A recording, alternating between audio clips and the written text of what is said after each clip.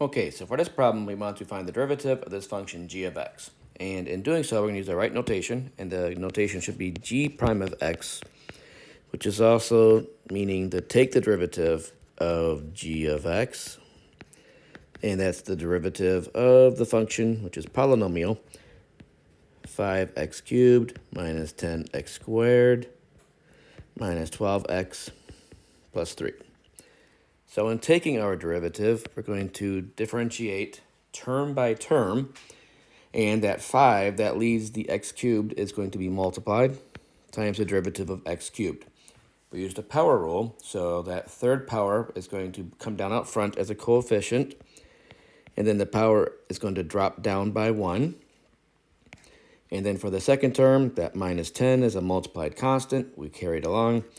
Derivative of x squared, we bring down the 2, decrease the power to the first power. And then back there, derivative of minus 12x is just minus 12. And the derivative of 3 is a constant, so it's 0.